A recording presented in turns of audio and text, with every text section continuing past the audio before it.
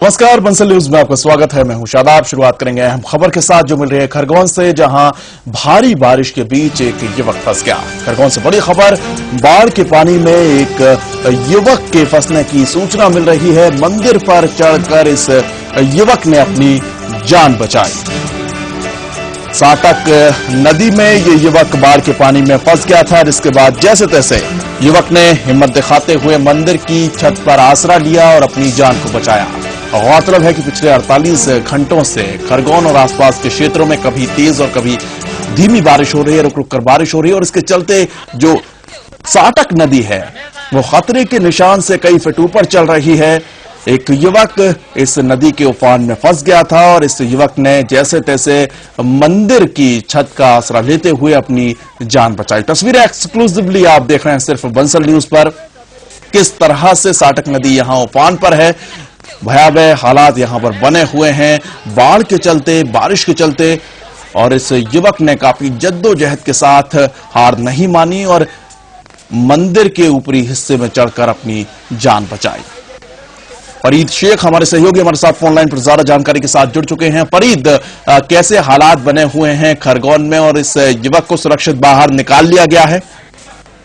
जी साहब, मैं बताना चाहूंगा कि खरगोन जिले में पिछले 48 घंटे से लगातार बारिश और इसमें कई नदियां, नदी नाले और जो पहाड़ी नदियां उफान पर हैं, चारों तरफ पानी पानी, काफी परेशानी के दौर से गुजर रहा है। ऐसे में एक बामंदी क्षेत्र का सरावट क्षेत्र के जो बामंदी है, बामंदी में साटक नदी जो कि एक पहाड़ी नदी है, इसमें कई वर्षों बाद इतनी उफान पाई और उस नदी के पुलिया से ये युवक अचानक गिर गया और उसने वहां से बहते हुए काफी समय तक अपने आप को बचाने का पूरा प्रयास किया।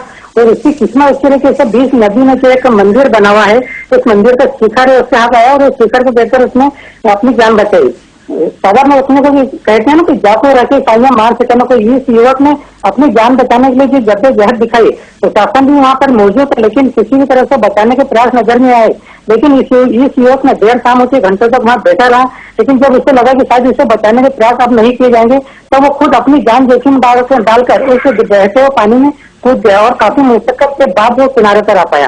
आखिर ऐसा क्यों हुआ कि एक शख्स अपनी जान बचाने के लिए घंटों तक मंदिर पर चढ़ा रहा, मंदिर की छत पर चढ़ा रहा, और इसके बावजूद जो प्रशासन था मूक दर्शक बना ये सब देखता रहा? क्यों बचाव दल इस शख्स की जान बचाने के लिए नहीं पहुंचाया गया?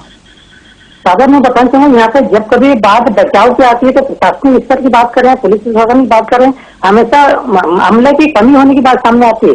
और इस तरह से जहाँ की खरगोन जिले में कई नदियां, कई पहाड़ी नदियां हैं और जहाँ भी इस तरह के मामले सामने आते हैं, लेकिन बचाव की स्थिति को लेकर तो उनके पास इस तरह का कोई साधन नहीं है, ना ही कहीं यहाँ पर कोई इस तरह से जो बचाने वाला जो दल होना चाहिए वो, या फिर अन्य साधन ऐसे जो उनके पास नहीं है।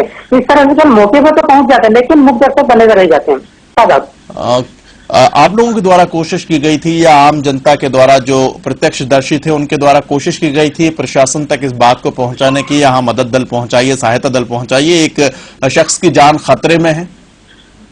जी, कुछ लोगों के द्वारा जो जब वहाँ पे उस व्यक्ति को बहते हुए देखा, और हालांकि ये जो मंदिर है गांव से लगा हुआ है, 2 गांव के बीच में एक पुलिया के समीप में मंदिर बना हुआ, जब लोगों ने देखा तो व्यक्ति बह रहा और वो मंदिर के शिखर पर चढ़ गया। जब इसकी जानकारी पुलिस प्रशासन और राजस्व के बीच, तब वहाँ पे तहसीलदार और पुलिस प्रशासन की टीम तो मौके पर पहुंच गए, लेकिन उनके द्वारा जो बचाव के प्रयास किए जाने थे वो नदारद थे।